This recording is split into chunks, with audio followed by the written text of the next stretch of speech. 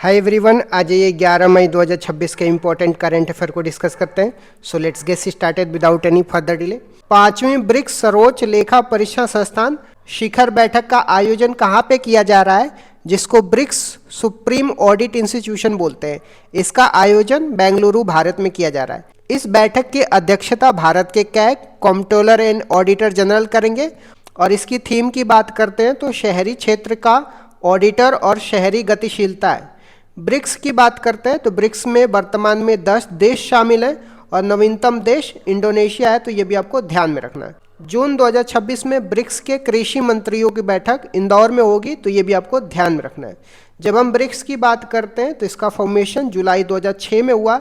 Brazil, Russia, India, China के द्वारा 2006 में ब्रिक्स का फॉर्मेशन होता है।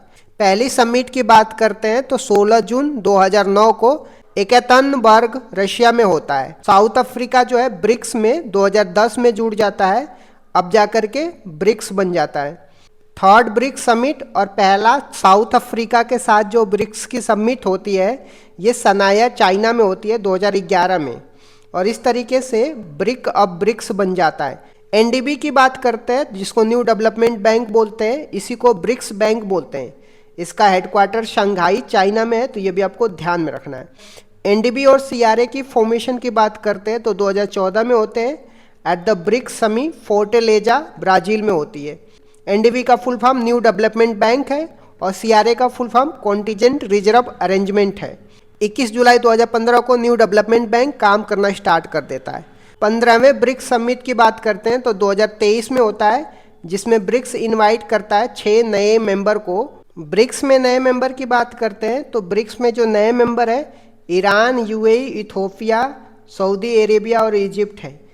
इसके ऑब्जेक्टिव की बात करते हैं तो वर्ल्ड बैंक और आईएमएफ के डोमिनेंस को काउंटर करना है और इमर्जिंग इकोनॉमिक कंट्री को वॉइस और रिप्रेजेंटेशन करना है। इसके रिप्रेजेंटेशन की बात करते हैं तो 41% ऑफ द वर्ल्ड पॉपुलेशन को रिप्रेजेंट करता है, 24% जो है जीडीपी को रिप्रेजेंट करता है एंड 16% वर्ल्ड ट्रेड को शेयर करता है एंड 29.3% टोटल लैंड को शेयर करता है। सीआरए की बात करते हैं तो ये एक ऐसा एग्रीमेंट है जो ब्रिक्स के सेंट्रल बैंक के साथ म्यूचुअल एग्रीमेंट है, जो एक दूसरे को सडन करेंसी क्राइसिस के दौरान सपोर्ट करेंगे। एनडीबी की बात करते हैं तो एनडीबी और सीआरए दोनों 2014 में स्टेब्लिशमेंट किया जाता है फोर्टेलेजा, ब्राजील में। एनडीबी का हेडक्वार्टर शंघाई, चाइना है और इसमें कैपिटल की बात करते हैं $100 बिलियन कैपिटल है। एनडीबी जो है वर्ल्ड बैंक और आईएमएफ को काउंटर करने के लिए बनाया गया है। इसके मेंबर की बात करते हैं तो ब्राज़ील, रसिया, इंडिया, चाइना, साउथ अफ्रीका है। इसके बाद बांग्लादेश, यूएई, इजिप्ट भी इसके नए मेंबर है, तो ये भी आपको ध्यान में रखना है। इस तरीके से आप ब्रिक्स के बारे में भी ध्यान रख सकते हैं। यहाँ पे आप पुराने मेंबर को देख सकते हैं, ब्राज़ील हो गया, रशिया हो गया, इंडिया, चाइना, साउथ अफ्रीका। जो नए मेंबर जुड़े हैं इसमें ईरान हो गया, UAE, Egypt, Saudi Arabia, Ethiopia. तो these are the new member of the BRICS, you have to keep in mind that. Okay, next question पे आते हैं। भारत के यूपीआई प्लेटफॉर्म को अपनाने वाला पहला कैरेबियन देश कौन सा बन गया है? त्रिनिदाद और टोबैगो जो है पहला कैरेबियाई देश बन गया है। इसका मतलब कैरेबियन सी में रहने वाला पहला कंट्री जो है त्रिनिदाद और टोबैगो बन गया है, जो भारत के यूपीआई प्लेटफॉर्म को अपनाएगा। यहाँ पे मैप में आप देख सकते हैं कैरेबियन सी में स्थित त्रिनिदाद और टोबैगो है, जिसकी राजधानी पोर्ट ऑफ स्पेन है। त्रिनिदाद और टोबैगो के नेबरिंग कंट्री में वेनेजुला है और गुआना है, और यह कैरेबियन सी में स्थित है, तो ये भी आपको ध्यान में रखना है। यूपीआई के साथ साथ डिजी लॉकर और जीईएम पोर्टल को भी इसने स्वीकार किया है। सिंगापुर, नेपाल, भूटान, फ्रांस जैसे देश पहले ही यूपीआई को अपना चुके हैं। यहाँ पे कुछ और देश हैं जो भारत के यूपीआई को अपनाया है, जिसमें भूटान है, मलेशिया, सिंगापुर, इसके बाद Thailand, Philippines, Vietnam, Cambodia, Hong Kong, Taiwan, UAE हो गया, नीदरलैंड, बेल्जियम, लग्जमबर्ग, स्विट्जरलैंड, इन्होंने भी यूपीआई को एक्सेप्ट करी हुई है। यूके हो गया, इन्होंने भी, UK, France, UAE, Nepal, Oman, UAE हो गया, यूके, लंदन हो गया, श्रीलंका हो गया। तो these are the country which adopted the UPI. आ जाते हैं नेक्स्ट क्वेश्चन पे। डीआरडीओ ने हाल ही में किस मिसाइल के MIRV सिस्टम वाले संस्करण का सफल परीक्षण किया है? तो अग्नि मिसाइल के MIRV सिस्टम वाले संस्करण का परीक्षण किया है। यह परीक्षण उड़ीसा के डॉक्टर APJ अब्दुल कलाम द्वीप, जिसका पुराना नाम व्हीलर द्वीप था, उससे किया गया है। MIRV तकनीकी की बात करते हैं तो इसके माध्यम से एक ही मिसाइल द्वारा अलग अलग स्थानों पर स्थित कई लक्ष्यों को एक साथ भेजा जा सकता है। DRDO ने तारा नामक पहली ग्लाइड हथियार प्रणाली का भी परीक्षण किया, तो ये भी आपको ध्यान में रखना है। नेक्स्ट क्वेश्चन में आते हैं, राष्ट्रीय पंचायत पुरस्कार 2025 के तहत किस राज्य ने सर्वाधिक पुरस्कार जीते हैं? तो कर्नाटक ने सर्वाधिक पुरस्कार जीते हैं राष्ट्रीय पुरस्कार पंचायत 2025 के तहत। कर्नाटक ने कुल 6 पुरस्कार जीते हैं।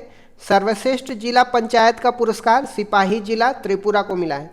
24 अप्रैल को राष्ट्रीय पंचायती राज दिवस मनाया जाता है, तो ये भी आपको ध्यान में रखना है। जब हम पंचायत की बात करते हैं तो पंचायती राज इंस्टीट्यूशन को लोकल सेल्फ गवर्नमेंट बोलते हैं, ठीक। और इसके स्ट्रक्चर की बात करते हैं तो आर्टिकल 343 में पंचायती राज इंस्टीट्यूशन के बारे में दिया गया है। 73वां संविधान संशोधन करके 1992 में 3 टायर स्ट्रक्चर को स्टेब्लिशमेंट किया जाता है पंचायती राज में। 3 टायर स्ट्रक्चर में जिला परिषद होगा, पंचायत समिति हो गया, ग्राम पंचायत होगा। विलेज लेवल पे ग्राम पंचायत होता है, ब्लॉक लेवल पे पंचायत समिति होता है और डिस्ट्रिक्ट लेवल पे जिला परिषद होता है। इसके फंक्शन की बात करते हैं तो आर्टिकल 243G में इसके फंक्शन और पावर के बारे में दिया गया है पंचायती राज के बारे में, जिसका काम क्या है? प्लान करना for economic development and social justice और स्कीम को इम्प्लीमेंट करना एग्रीकल्चर, हेल्थ और एजुकेशन से रिलेटेड। टैक्सेस, ड्यूटी, टोल फी को कलेक्ट करना इसका क्या है? फंक्शन है। इलेक्शन और फाइनेंस की बात करते हैं पंचायती राज के बारे में तो आर्टिकल 243E और 243I में पंचायती राज के इलेक्शन और फाइनेंस के बारे में दिया है। तो इसका इलेक्शन एवरी 5 ईयर में होगा और इसका इलेक्शन कौन कंडक्ट कराता है? स्टेट इलेक्शन कमीशन कराता है, तो ये भी आपको ध्यान में रखना है। रिजर्वेशन की बात करते हैं तो ST SC और वुमेन्स के लिए रिजर्वेशन की बात किया जाता है और वुमेन्स के लिए 1/3 रिजर्वेशन की बात किया जाता है पंचायती राज इंस्टीट्यूशन में। स्टेट फाइनेंस कमीशन क्या करेगा? फाइनेंशियल डिस्ट्रीब्यूशन करेगा पंचायती राज के लिए, ठीक। और कुछ इंपॉर्टेंट आर्टिकल को भी आपको ध्यान में रखना है। आर्टिकल 243 में पंचायती राज इंस्टीट्यूशन के डेफिनेशन के बारे में बताया गया है। 243A में ग्राम सभा के बारे में बताया गया है। 243B में कॉन्स्टिट्यूशन के बारे में बताया गया पंचायती राज के। 243 में कंपोजिशन के बारे में बताया गया है एंड 243D में रिजर्वेशन के बारे में बताया गया है। 243K में इलेक्शन के बारे में बताया गया। तो इतनी सारी बातें आपको पंचायती राज इंस्टीट्यूशन के बारे में पता होना चाहिए, जिसको लोकल सेल्फ गवर्नमेंट बोलते हैं और इसका एम क्या है? डेमोक्रेटिक डिसेंट्रलाइजेशन इसका एम है।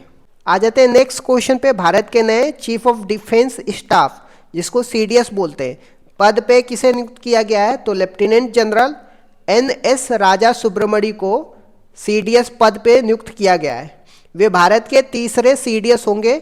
30 मई 2026 से कार्यभार संभालेंगे। वे वर्तमान में CDS अनिल चौहान का स्थान लेंगे और भारत के पहले CDS का नाम जनरल बिपिन रावत थे, तो ये भी आपको ध्यान में रखना है। जो नए CDS होंगे NS राजा सुब्रमणी होंगे। नेक्स्ट क्वेश्चन में आते हैं, द्रौपदी मुर्मू ने किसे पुडुचेरी का मुख्यमंत्री नियुक्त किया है? तो N रंगास्वामी को पुडुचेरी का नया मुख्यमंत्री नियुक्त किया गया है। वे 5वीं बार पुडुचेरी के मुख्यमंत्री के रूप में शपथ लेंगे। और तमिलनाडु की बात करते हैं, 10 मई 2026 को सुपरस्टार थलपति विजय, जोसेफ विजय जिनको बोलते हैं, उन्होंने तमिलनाडु के नए मुख्यमंत्री के रूप में शपथ ली है। असम की बात करते हैं तो हेमंत बिश्व शर्मा 12 मई को लगातार दूसरी बार मुख्यमंत्री पद की शपथ लेंगे। नेक्स्ट क्वेश्चन में आते हैं, यूरोपियन टूर्नामेंट में इंटरनेशनल मास्टर का खिताब जीतने वाले भारतीय खिलाड़ी कौन है? तो अपार सक्सेना है और इन्होंने शतरंज में तीनों IM नॉर्म्स हासिल किया है। भारत के 95 ग्रैंड मास्टर अरड़ेक घोष हैं, वे पश्चिम बंगाल के हैं, तो ये भी आपको ध्यान में रखना है। नेक्स्ट क्वेश्चन में आते हैं, कैम्ब्रिज डेडिकेटेड टीचर अवार्ड 2026 से किस भारतीय को सम्मानित किया गया? तो सोमा मंडल को सम्मानित किया गया है।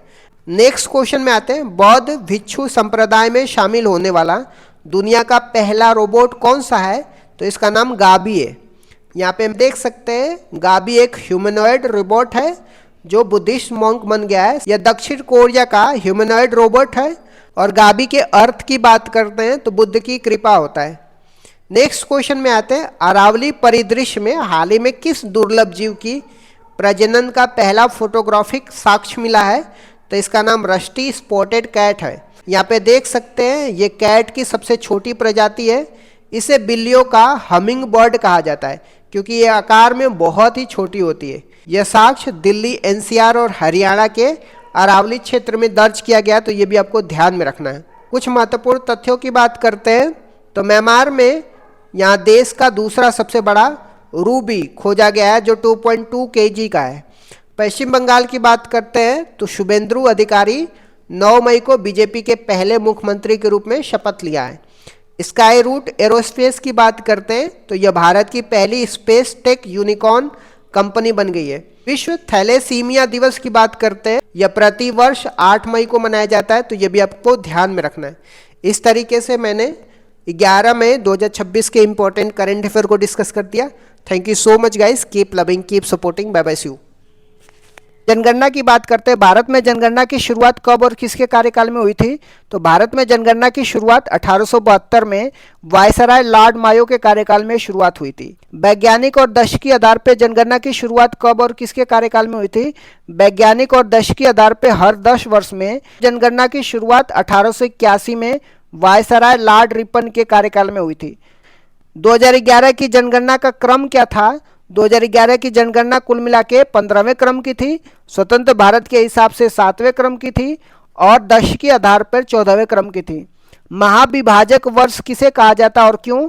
1921 को महाविभाजक वर्ष कहा जाता है क्योंकि 1911 से 21 के दशक में अकाल और महामारियों के कारण जनसंख्या वृद्धि न्यूनतम रही है, जनसंख्या बढ़ने के बजाय घट रही थी। 2011 की जनगणना के आयुक्त और आदर्श वाक्य क्या थे?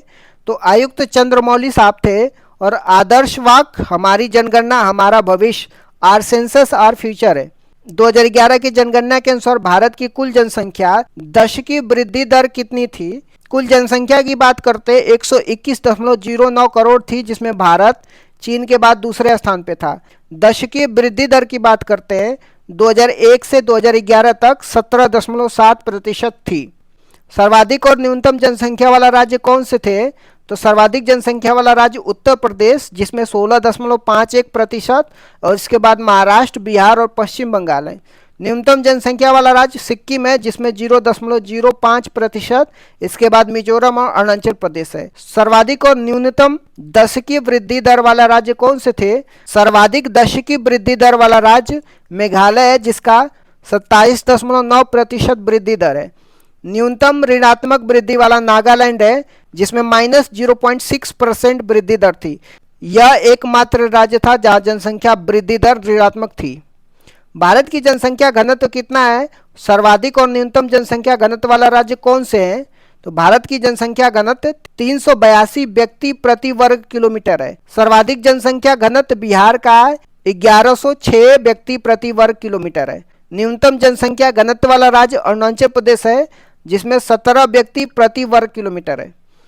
भारत का लिंगानुपात कितना है? सर्वाधिक और न्यूनतम लिंगानुपात वाले राज्य कौन से हैं? भारत का लिंगानुपात की बात करते हैं 943 महिलाएं प्रति 1000 पुरुष पे है। सर्वाधिक लिंगानुपात की बात करते हैं केरल का है, 1084 महिलाएं हैं प्रति 1000 पुरुष पे। न्यूनतम लिंगानुपात की बात करते हैं हरियाणा है जिसमें 879 महिलाएं हैं प्रति 1000 पुरुष पे। भारत की साक्षरता दर कितनी है? सर्वाधिक और न्यूनतम साक्षरता वाला राज्य कौन से हैं? तो भारत की साक्षरता दर 73% है। पुरुष की साक्षरता दर की बात करते हैं 80.09% है और महिला की साक्षरता दर की बात करते हैं 64.60% है। सर्वाधिक साक्षरता की बात करते हैं केरल का है 94% है और न्यूनतम साक्षरता बिहार का है 61.80% है। सर्वाधिक अनुसूचित जाति वाला राज्य कौन से है? तो संख्या के आधार पर उत्तर प्रदेश है, प्रतिशत के आधार पर पंजाब है। राज्य की जनसंख्या का 32% जनसंख्या पंजाब में अनुसूचित जाति का है। सर्वाधिक अनुसूचित जनजाति जनसंख्या वाला राज्य कौन से है?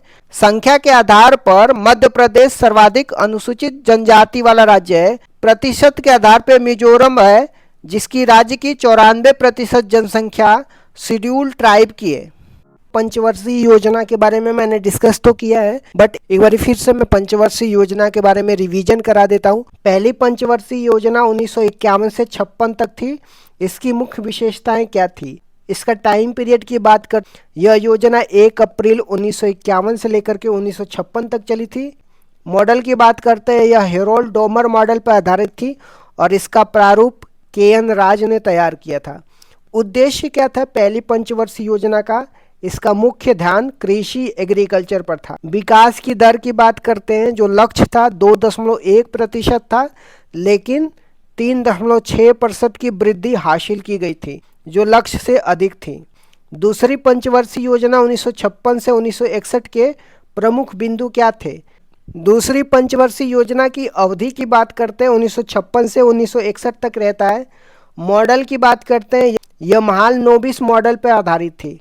इसका जो उद्देश्य था, इस योजना में भारी उद्योगों पर बल दिया गया, जिसमें प्रमुख उपलब्धियां थी।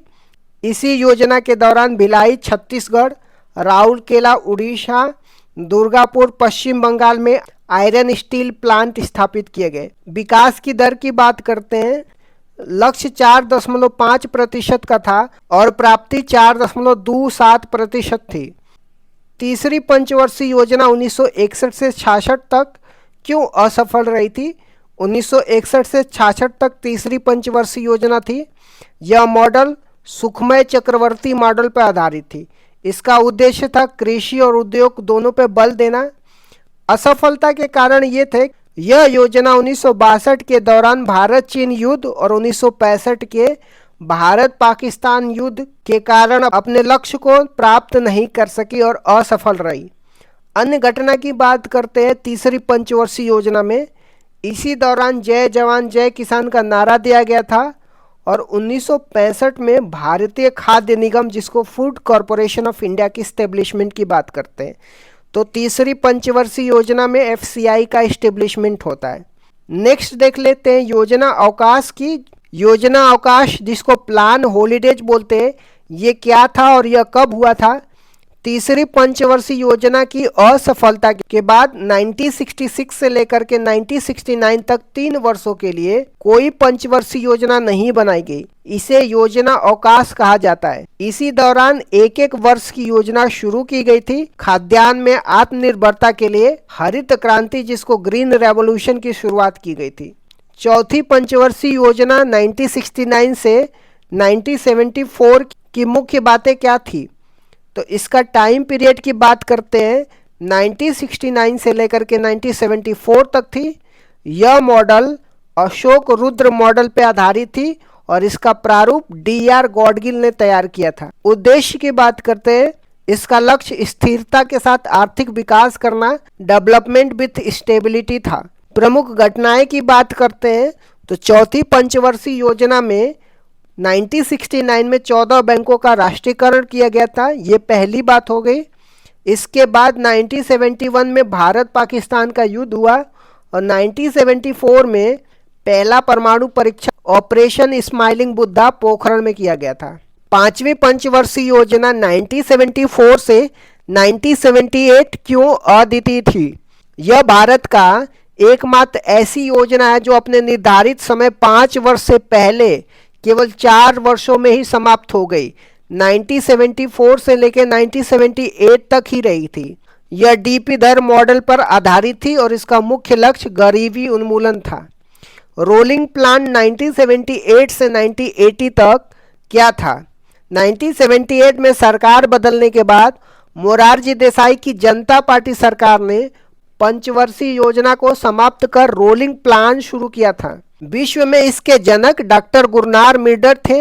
उनकी पुस्तक एशियन ड्रामा में इसका उल्लेख है और भारत में इसे लक्कड़वाला ने लागू किया था।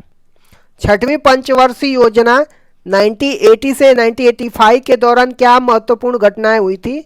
यह मॉडल आगात निर्गत मॉडल पर आधारित था, जिसको इनपुट आउटपुट मॉडल बोला जाता है। इसका उद्देश्य रोजगार सृजन और गरीबी उन्मूलन था। प्रमुख घटनाएं की बात करते हैं, तो छठवीं पंचवर्षीय योजना में नाबार्ड की एस्टेब्लिशमेंट किया जाता है 1982 में। 6 और बैंकों का राष्ट्रीयकरण किया जाता है 1980 में। ऑपरेशन ब्लू स्टार और ऑपरेशन मेघदूत 1984 में चलाया जाता है ऑपरेशन मेघदूत सियाचिन पर कब्जा करने के लिए। 7वीं पंचवर्षीय योजना 1985 से लेकर के 1990 तक क्या नारा था? इस योजना का प्रसिद्ध नारा रोटी रोजी और उत्पादकता या भोजन काम और उत्पादकता था। इसी योजना के दौरान 1988 में सेबी की स्थापना होती है, जिसको security and exchange board of India बोलते हैं। एलपीजी सुधार कब और क्यों अपनाए गए थे? 1990 से 92 के योजना अवकाश के दौरान 1991 में भारत में विदेशी मुद्रा भंडार का संकट उत्पन्न हो गया था। उस समय प्रधानमंत्री पीवी नरसिम्हा राव और वित्त मंत्री डॉक्टर मनमोहन सिंह थे। इस संकट से निपटने के लिए 1991 में नई आर्थिक नीति अपनाई गई थी, जिसे एलपीजी सुधार कहा गया था। जो न्यू इकोनॉमी पॉलिसी अपनाई गई थी, जिसमें उदारीकरण, निजीकरण या वैश्वीकरण की बात की जाती है। 8वीं पंचवर्षीय योजना 1992 से 1997 का मुख्य फोकस क्या था? तो यह model John W Miller model पर आधारित थी। इसका मुख्य बल मानव संसाधन विकास था, जो 1990 में आए एचडीआई मानव विकास सूचांक की अवधारणा से प्रेरित था। अन्य घटनाएं की बात करते हैं 8वीं पंचवर्षीय योजना में। इसी दौरान 73वां और 74वां संविधान संशोधन हुआ, जो पंचायती राज और नगर निगम के लिए है। इसी समय 1 जनवरी 1995 को डब्ल्यूटीओ की स्थापना होती है, जिसको वर्ल्ड ट्रेड ऑर्गेनाइजेशन बोलते हैं। 9वीं और 10वीं पंचवर्षीय योजना का मुख्य बातें क्या थी? 9वीं पंचवर्षीय योजना 1997 से 2002 तक होता है। इसका लक्ष्य सामाजिक न्याय और क्षमता के साथ आर्थिक विकास था। प्रधानमंत्री ग्राम सड़क योजना 25 दिसंबर 2000 को और कारगिल युद्ध 1999 में इसी दौरान हुआ था। 10वीं पंचवर्षीय योजना 2002 से 2007 तक थी। यह भी आगात निर्गात मॉडल पर आधारित थी। नरेगा अधिनियम 2005 में आया और 2 फरवरी 2006 को लागू हुआ था। 11वीं पंचवर्षीय योजना 2007 से लेकर 2012 की विकास दर की क्या विशेषता थी? इसका लक्ष्य तीव्र और समावेशी विकास, जिसको रैपिड एंड इंक्लूसिव डेवलपमेंट था। इसमें 8% की विकास दर हासिल की गई थी, जो सभी पंचवर्षीय योजनाओं में अब तक की सबसे ज़्यादा थी। शिक्षा का अधिकार राइट टू एजुकेशन एक्ट 2009 इसी दौरान आया था। 12वीं पंचवर्षीय योजना 2012 से 2017 का लक्ष्य क्या था? यह अंतिम पंचवर्षीय योजना था, जो 2012 से 2017 तक चला था। इसका लक्ष्य तीव्र, सतत और अधिक समावेशी विकास, जिसको rapid sustainable and inclusive development था। इसमें कृषि के लिए 4% और प्रजनन दर को 2.1%, जिसको प्रतिस्थापन दर बोलते हैं, पर लाने का लक्ष्य रखा गया था। भारतीय संविधान के प्रमुख संशोधन और उसके प्रावधान के बारे में देखने वाले हैं। पहला संविधान संशोधन कब हुआ था? 1951 में हुआ था। संविधान में 9वीं अनुसूची जोड़ी गई थी, जिसका संबंध भूमि सुधार से है। अनुच्छेद 15 क्लॉज 4 भी जोड़ा गया, जो सामाजिक और शैक्षिक रूप से पिछड़े वर्गों के लिए आरक्षण का प्रावधान करता है। 7वां संविधान संशोधन 1956 में राज्य पुनर्गठन से संबंधित है। यह प्रावधान किया गया कि 2 या 2 से अधिक राज्यों के लिए एक राज्यपाल हो सकता है। इस समय भारत में 14 राज्य और 6 केंद्र शासित प्रदेश थे। फजल अली कमीशन का गठन 1953 में इसी उद्देश्य से हुआ था। 15वां संविधान संशोधन 1963 में हुआ था। हाई कोर्ट के न्यायाधीशों की सेवानिवृत्ति की आयु 60 से बढ़ाकर के 62 कर दिया गया था। 21वां संविधान संशोधन 1967 में हुआ था। इस संविधान संशोधन से संविधान की 8वीं अनुसूची में 15वीं भाषा के रूप में सिंधी भाषा को जोड़ा गया और मूल संविधान में 14 भाषाएं थी, अब जाकर के 22 भाषाएं हैं। 24वां संविधान संशोधन 1971 में हुआ था। इंदिरा गांधी के कार्यकाल में संसद को संविधान संशोधन की असीमित शक्तियां प्रदान की गई थी। हालांकि इसके बाद केशवानंद भारती केस 1973 में सुप्रीम कोर्ट ने स्पष्ट किया कि संसद की यह शक्ति असीमित नहीं है, बल्कि सीमित है और इस संविधान के मूल ढांचा को नहीं बदल सकती है। 26वां संविधान संशोधन 1971 की बात करते हैं। राजाओं को दिए जाने वाला प्रीवी पर्स को समाप्त कर दिया गया, जो देशी रियासतों के एकीकरण के बदले में दी जाने वाली एक बड़ी राशि थी। 36वां संविधान संशोधन 1975 में सिक्किम को भारत का पूर्ण राज्य बनाया गया और ये भारत का 22वां राज्य सिक्किम बन के आया था। 42वां संविधान संशोधन 1976 की बात करते हैं, इसे मिनी कॉन्स्टिट्यूशन या लघु संविधान कहा जाता है। 42वां संविधान में प्रस्तावना में संशोधन किया जिसमें समाजवाद, पंथ निरपेक्ष, अखंडता शब्द जोड़े गए और प्रस्तावना में अब तक ये एकमात्र संशोधन रहे।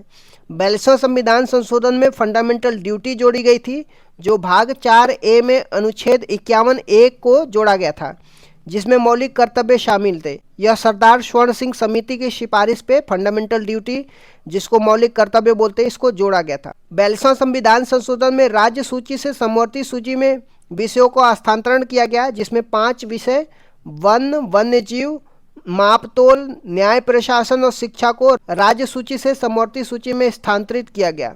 नए अनुच्छेद आर्टिकल 39A जो निःशुल्क कानूनी सहायता की बात करता है, आर्टिकल 48A जो पर्यावरण संरक्षण की बात किया जाता है, ये भी 42वां संविधान संशोधन में जोड़ा जाता है। 44वां संविधान संशोधन 1978 की बात करते हैं, ये मोरारजी देसाई के कार्यकाल में हुआ था। इसमें संपत्ति के अधिकार में बदलाव किए जाते हैं। संपत्ति के अधिकार को मौलिक अधिकार की सूची से हटा करके इसे कानूनी अधिकार, जिसको लीगल राइट बनाया गया, जो अब अनुच्छेद 300A में है। पहले इसमें आर्टिकल 30 पहले संपत्ति का अधिकार आर्टिकल 31, पहले संपत्ति का अधिकार अनुच्छेद 31 में था। राष्ट्रीय आपातकाल, नेशनल इमरजेंसी की बात करते हैं, इसमें राष्ट्रीय आपातकाल के लिए आंतरिक अशांति के स्थान पे सशस्त्र विद्रोह शब्द का प्रयोग किया गया। राष्ट्रीय आपातकाल लगने के लिए कैबिनेट की लिखित अनुमति को अनिवार्य किया गया। संविधान में कैबिनेट शब्द की पहली बार उल्लेख इसी संशोधन में हुआ था। आ जाते हैं 52वां संविधान संशोधन की बात करते हैं, जो 1985 में हुआ था। राजीव गांधी के कार्यकाल में दल बदल विरोधी कानून आया था, जिसको एंटी डिफेक्शन लॉ बोलते हैं। संविधान में 10वीं सूची जोड़ी गई, जिसका उद्देश्य दल बदल को रोकना था। आ जाते हैं 61वें संविधान संशोधन, जो 1989 में हुआ था। यह राजीव गांधी के कार्यकाल में मतदान की आयु 21 वर्ष से घटा करके 18 वर्ष कर दी गई थी। अब आ जाते हैं 73वां संविधान संशोधन 1992 में, पंचायती राज व्यवस्था या ग्रामीण स्थानीय स्वशासन से संबंधित है। संविधान के भाग 9 और 11वीं अनुसूची जोड़ी गई, जो पंचायती राज से संबंधित है। भाग 9 में अनुच्छेद 243 से लेकर के 243O शामिल किया गया। 24 अप्रैल 1993 से इसको लागू किया गया। 74वां संविधान संशोधन 1992 की बात करते हैं, ये शहरी स्थानीय स्वशासन की बात करता है, जिसमें नगर पालिका नगर निकाय से संबंधित है। संविधान में भाग 9A और 12वीं अनुसूची जोड़ी गई। 12वीं अनुसूची में टोटल 18 विषय हैं। आ जाते हैं 86वें संविधान संशोधन 2002 की बात करते हैं। 6 से 14 वर्ष के बच्चों के लिए अनिवार्य और मुफ्त शिक्षा का प्रावधान किया गया। अनुच्छेद 21A जोड़ा गया, जिसके तहत शिक्षा का अधिकार एक मौलिक अधिकार बन गया। अनुच्छेद 51A क्लॉज के रूप में 11वां मौलिक कर्तव्य भी जोड़ा गया था। आ जाते हैं 89वां संविधान संशोधन 2003 की बात करते हैं।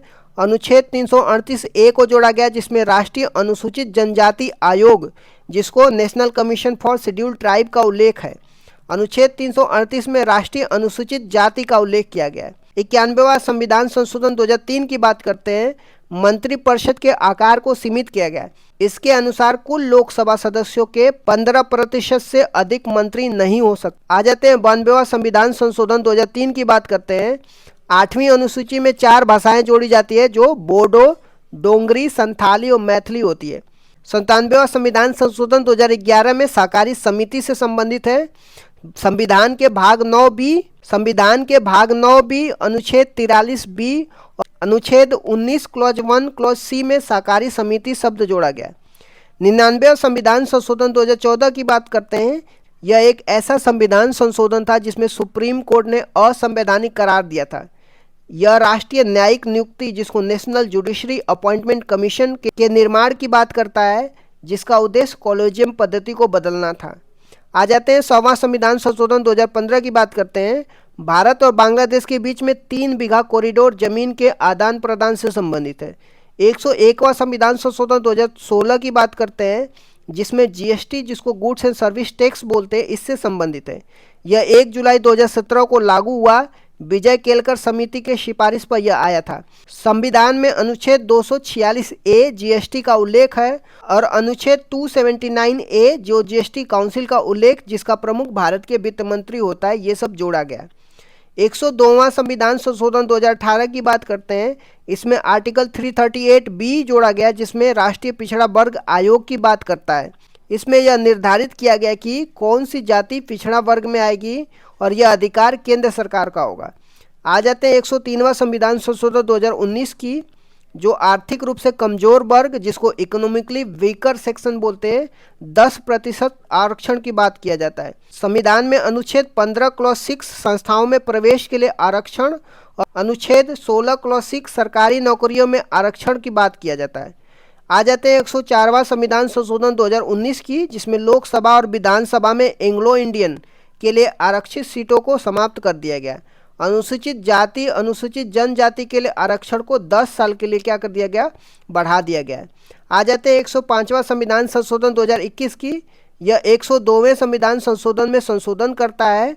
यह राज्य सरकारों को यह अधिकार देता है कि वो अपनी स्वयं की राज्य सूची में शामिल की जाने वाली पिछड़े वर्गों की जातियों की पहचान कर सके, जो शक्ति 102वें संविधान संशोधन में केंद्र के पास दी गई थी। राष्ट्रपति ने 18 अगस्त 2021 को इस पर हस्ताक्षर कर दिया था। आ जाते हैं 106वां संविधान संशोधन 2023 की। इसे नारी शक्ति वंदनम अधिनियम के नाम से भी जाना जाता है। यह 128वां विधेयक था। इसका उद्देश्य लोकसभा और विधानसभा में महिलाओं को 33% आरक्षण प्रदान करना है। इसे अर्जुन मेघवाल ने पेश किया था और राष्ट्रपति ने इसे 28 सितंबर 2023 को सहमति दे दी थी। यह अगला परिसीमन 2026 के बाद लागू होने वाले चुनाव में लागू होगा। आ जाते हैं 129वां संविधान संशोधन विधेयक की। ये संविधान संशोधन विधेयक है जो प्रस्तावित किया गया है। भारत का नवीनतम विधेयक है। जो यह वन नेशन वन इलेक्शन की बात किया जाता है, जो एक राष्ट्र एक चुनाव से संबंधित है। यह रामनाथ कोविंद कमेटी की सिफारिश पर पेश किया गया था।